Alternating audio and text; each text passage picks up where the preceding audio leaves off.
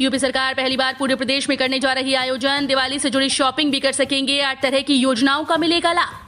कानपुर समेत पूरे प्रदेश में सरकार दिवाली मेले का आयोजन करने जा रही है। देश के सबसे बड़े त्योहार के मौके पर होने वाले इस आयोजन में स्ट्रीट वेंडर्स, पथ विक्रेताओं, MSME, one district one product को भी बढ़ावा दिया गया। मेले में कई सांस्कृतिक आयोजन भी किए जाएंगे। नगर पालिका में डीएम और नगर निगम क्षेत्र में नगर आयुक्त को मेले का आयोजन करने की जिम्मेदारी सौंपी गई।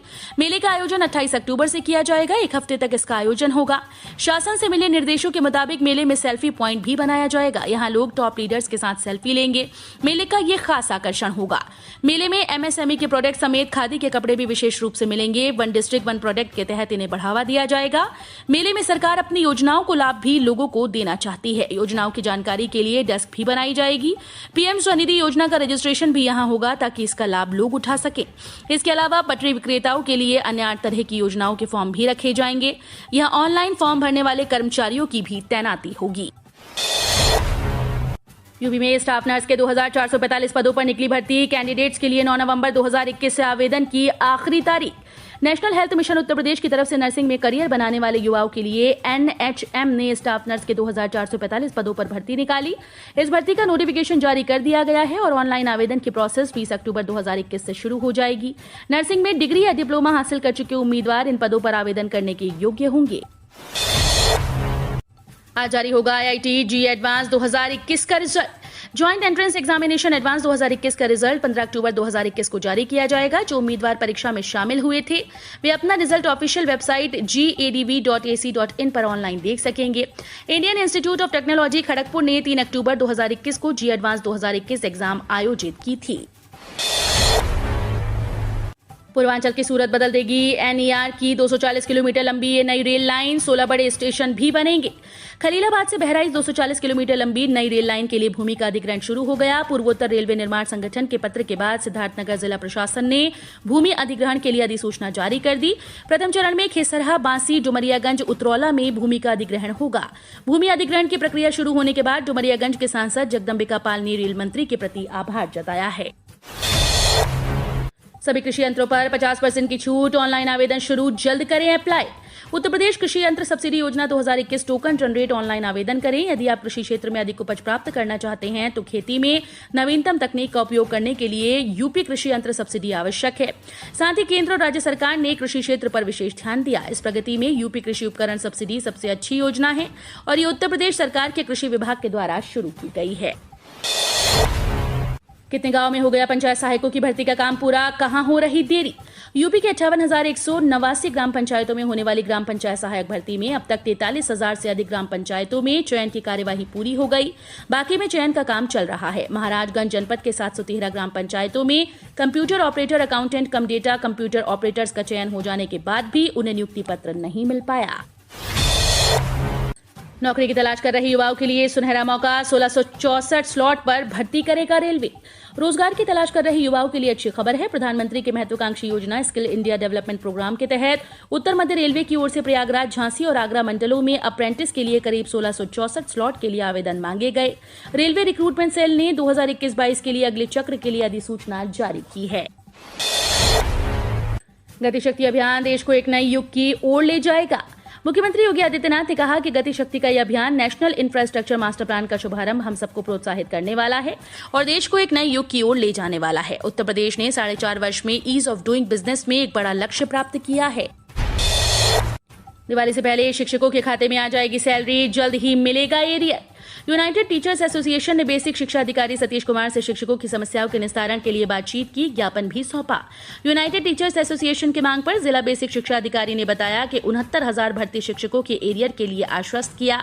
साथ ही कहा कि नवनियुक्त शिक्षकों को उनके उपस्थिति प्रमाण पत्र शीघ्र प्रदान कर उनके एरियर भुगतान करा दिए जाएंगे। अति पिछड़े 112 जिलों में बहराइच को टॉप 10 में मिली जगह। विकास कार्यों के लिए दिया जाएगा अतिरिक्त बजट। बहराइच को नीति आयोग ने अपनी जारी की गई डेल्टा रैंकिंग लिस्ट में अति पिछड़े 112 जिलों में टॉप 10 जनपदों में जगह दी। इसका निर्धारण जिले के सरकारी विभागों की कार्यशैली के आधार पर किया गया। लिस्ट के हिसाब से विकास के मामले में पिछड़े हुए 7 जिलों के विकास के लिए सरकार अब अतिरिक्त बजट जारी करेगी। महानवमी पर योगी ने 9 कन्याओं के पैर धोकर लगाया तिलक, अपने हाथ से खिलाया खाना। उत्तर प्रदेश के सीएम योगी आदित्यनाथ ने गोरखपुर के गोरखनाथ मंदिर में महानवमी पर 9 कन्याओं को भोजन कराया, फिर दक्षिणा के साथ विदा किया। इससे पहले सुबह 4 बजे उन्होंने पूरे विधि विधान के साथ गोरक्ष पीठाधीश्वर महंत के रूप में पूजन किया। मां सिद्धिदात्री की वैदिक मंत्रोच्चार के साथ आराधना की।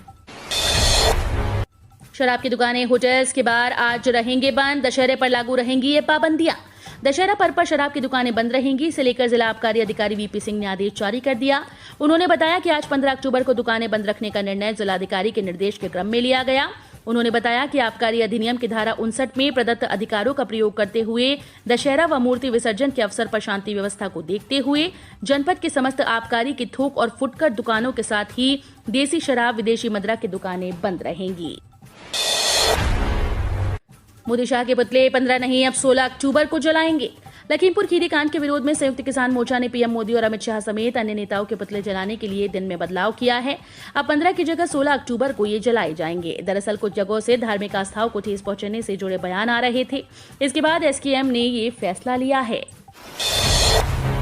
50,000 रुपए में शुरू करेंगे बिजनेस, 5 लाख तक की होगी कमाई, सरकार देगी 40% सब्सिडी। अगर अपना बिजनेस शुरू करने का प्लान बना रहे हैं तो आप कम पैसों में मशरूम की खेती करके मोटा मुनाफा कमा सकते हैं। आज के टाइम में मशरूम की डिमांड बहुत ज्यादा है। इसके लिए आपको कोई खुला या बड़ा खेत की जरूरत नहीं होगी। घर की चाहर दीवारी में ही आपकी कमाई शुरू हो जाएगी और न ही इसके लिए कोई खास ट्रेनिंग की आवश्यकता है। मशरूम व्यवसाय का, जी हां, मशरूम का व्यवसाय मुनाफे वाला कारोबार है। खाद्य तेल हो सकती है सस्ती, रेट में कमी लाने केंद्र सरकार ने उठाया बड़ा कदम। पेट्रोल डीजल तो नहीं, लेकिन खाने के तेलों के दाम में कमी लाने के लिए केंद्र सरकार ने बड़ा कदम उठाया। सरकार के फैसले से त्योहारों से पहले लोगों को महंगाई से थोड़ी राहत मिल सकती है। दरअसल केंद्र सरकार ने कच्चे सोयाबीन और सूरजमुखी तेल पर लगने वाला आयात शुल्क को 6 महीने के लिए खत्म कर दिया। 2 लाख का जीवन बीमा और 5 लाख का स्वास्थ्य बीमा पा सकते हैं निःशुल्क। असंगठित क्षेत्र में कार्य करने वाले लोगों के लिए केंद्र और राज्य सरकार की ओर से 2-2 लाख रुपए का जीवन बीमा और 5 लाख रुपए का स्वास्थ्य बीमा निःशुल्क मिल रहा है। इसके लिए वो ई श्रम पोर्टल पर जाकर निःशुल्क रजिस्ट्रेशन करा सकते हैं। जिले में असंगठित क्षेत्र में कार्य करने वाले लोगों की संख्या लाखों में है। ऐसे लोगों को सामाजिक सुरक्षा देने के लिए सीएससी के माध्यम से भी राष्ट्रीय डेटाबेस तैयार किया जा रहा है। इस योजना के तहत प्रधानमंत्री सुरक्षा बीमा योजना के तहत अगर हादसे में व्यक्ति की मृत्यु होती है या दिव्यांगता की स्थिति बनती है तो 2 लाख रुपए की आर्थिक सहायता मिलेगी। अखिलेश यादव और आनंद शर्मा ने महानवमी पर दे दी रामनवमी की बधाई। लोग बोले आपको भी ईद मुबारक। शारदीय नवरात्र के आखिरी दिन यानी महानवमी पर यूपी के पूर्व मुख्यमंत्री अखिलेश यादव रामनवमी की बधाई दे बैठे। कांग्रेस के वरिष्ठ नेता आनंद शर्मा भी ट्विटर पर यही गलती कर बैठे। हालांकि ट्रोलिंग के बाद गलती का एहसास होने पर अखिलेश ने पुराने ट्वीट को डिलीट कर नया ट्वीट किया जिसमें महानवमी की बधाई दी। अखिलेश ने ट्वीट किया, आपको और आपके परिवार को रामनवमी की अनंत मंगल कामनाएं। जब लोगों ने इस गलती के लिए उन्हें ट्रोल करना शुरू किया तब अखिलेश को वो ट्वीट डिलीट करना पड़ा। समाजवादी पार्टी के मुखिया ने फिर गलती सुधारते हुए नया ट्वीट किया, लेकिन तब तक लोगों ने उनके पिछले ट्वीट का स्क्रीनशॉट ले लिया था और नए ट्वीट पर उन्हें घेरना शुरू कर दिया। महंगाई पर नियंत्रण पाने के प्रभाव उपाय करे राज्य और केंद्र सरकार। बहुजन समाज पार्टी सुप्रीमो मायावती ने पेट्रोल, डीजल और अन्य खाद्य पदार्थों की बढ़ती कीमतों को लेकर चिंता जताते हुए केंद्र और राज्य सरकार से महंगाई को काबू करने की दिशा में प्रभावी कदम उठाने की मांग की। मायावती ने गुरुवार को ट्वीट किया कि देश में एक तरफ आए दिन पेट्रोल, डीजल व रसोई गैस की कीमतों के साथ और वहीं दूसरी तरफ रोजमर्रा की वस्तुओं के बढ़ते हुए दामों से आम जनजीवन पूरी तरह से अस्त व्यस्त और त्रस्त है। किसानों के लिए राहत का फैसला, सरकार की सब्सिडी से सस्ती खाद का रास्ता साफ। फास्फेटिक और पोटाश खाद पर केंद्र सरकार द्वारा बड़ी सब्सिडी की घोषणा का भारतीय किसान मंच ने स्वागत किया। किसान मंच ने खाद सब्सिडी को रबी फसल से पहले किसानों को सरकार का तोहफा करार दिया। भारतीय किसान मंच के अध्यक्ष देवेंद्र तिवारी यहां जारी बयान में कहा कि इससे कृषि उपज की लागत कम होगी और उत्पादन बढ़ जाएगा। उन्होंने कहा कि मोदी सरकार ने खाद सब्सिडी के जरिए एक बार फिर से ये साबित कर दिया कि उनका हर कदम किसानों के हित में है। पीएनबी ने ब्याज दरों में की बड़ी कमी। गोल्ड लोन, होम और कार लोन पर ग्राहकों को दे रहा छूट। सार्वजनिक क्षेत्र के कर्जदाता पंजाब नेशनल बैंक ने फेस्टिव ऑफर के तहत गोल्ड लोन पर ब्याज दरों में कटौती का ऐलान किया। बैंक ने बताया कि उसने सोने के आभूषण और सावरेन गोल्ड बॉन्ड के बदले दिए जाने वाले लोन पर ब्याज दर में 1.45% कमी कर दी। वहीं सरकारी बैंक ने कहा कि सावरेन गोल्ड बॉन्ड पर अब 7.20% और सोने के आभूषणों के बदले 7.30% की ब्याज दर पर लोन दिया जाएगा। हेली टैक्सी से मिनटों में पहुंचेंगे दिल्ली और हरियाणा। ये है एनसीआर रीजनल प्लान 2041 की तैयारी। एनसीआर रीजनल प्लान 2041 में मेरठ राष्ट्रीय राजधानी क्षेत्र में शामिल रहेगा। इससे शहर को हेली टैक्सी और हाईवे की सौगात मिलेगी। एनसीआर से जुड़े शहरों को आपस में कम समय में जोड़ने के लिए हेली टैक्सी संचालित की जाएगी। 20 वर्षों में राष्ट्रीय राजधानी क्षेत्र में शामिल मेरठ अंतर्राष्ट्रीय स्तर पर दौड़ता नजर आएगा। एनसीआर रीजनल प्लान 2041 का दायरा 150 किलोमीटर से 100 किलोमीटर होने के बाद भी मेरठ राष्ट्रीय राजधानी क्षेत्र में शामिल रहेगा। यूपी के 2.5 करोड़ लोगों को लग गई कोरोना के दोनों डोज। 41 जिलों में नहीं मिला एक भी एक्टिव केस। यूपी में 2 करोड़ 53 लाख से अधिक लोगों को कोविड-19 से बचाव के लिए दोनों टीके लग चुके हैं। अपर मुख्य सचिव सूचना नवनीत सहगल ने गुरुवार को बताया कि प्रदेश में अब तक 11 करोड़ 74 लाख 85 हजार से अधिक कोविड वैक्सीन डोज लग चुकी हैं। 9 करोड़ 21 लाख लोगों ने टीके की पहली डोज प्राप्त कर ली है। ये टीकाकरण के लिए पात्र प्रदेश की कुल आबादी के 62% से ज्यादा है। उन्होंने बताया कि 2 करोड़ 53 लाख से अधिक लोगों ने टीके की दोनों डोज प्राप्त कर ली हैं। केंद्र सरकार ने सबके बुढ़ापे का किया जबरदस्त इंतजाम। पेंशन धारक के बाद भी फैमिली में मिलेगा एक को लाभ। केंद्र सरकार ने केवल सरकारी कर्मचारियों की नहीं बल्कि देश के हर युवाओं की चिंता की है। केंद्र की अटल पेंशन योजना से जुड़कर देश का हर युवा अपने बुढ़ाने को संवार सकता है। ये जरूरी नहीं है कि वो सरकारी नौकरी में हो। इस योजना में बेहद कम निवेश के साथ बुढ़ापे को टेंशन फ्री बनाया जा सकता है। बुढ़ापे में हर रोज 166 रुपए यानी महीने के 5,000 रुपए केंद्र सरकार की तरफ से मिलेंगे। मुफ्त में बांटे गए बल्ब होल्डर में सिम। खुफिया एजेंसीज अलर्ट, जांच के लिए पहुंची एटीएस। उत्तर प्रदेश के कौशाम्बी जिले में कारोबारी को फ्री में दिए गए बल्ब होल्डर में एक बड़ी टेलीकॉम कंपनी का सिम लगा हुआ मिला। होल्डर में सिम मिलने के बाद से हड़कंप मचा है। लोगों को समझ नहीं आ रहा कि आखिर इसके पीछे क्या मकसद हो सकता है। कुछ लोग इसे घर के भीतर नापाक निगाह बता रहे हैं तो किसी को बड़े आपराधिक गैंग की ब्लैकमेलिंग की साजिश समझ आ रही है। मामला संज्ञान में आने के बाद एसटीएफ और एलआईयू ने जांच शुरू कर दी। 16 शहरों के 48 केंद्रों पर होगी प्रवेश परीक्षा। सेंटर्स की सूची जारी।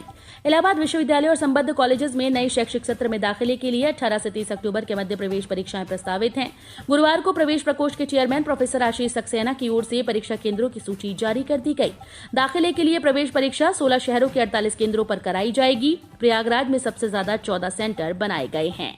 इसी क्रम में वाराणसी में 8, आजमगढ़ में 1, गोरखपुर में 4, पटना में 6, कानपुर में 2, बरेली में 1, लखनऊ में 4, हैदराबाद में 1, तिरुवनंतपुरम में 1, बेंगलुरु में 1, कोलकाता में 1, गुवाहाटी में 1, भोपाल में 1, जयपुर में 1 और दिल्ली में भी 1 परीक्षा केंद्र बनाया गया है।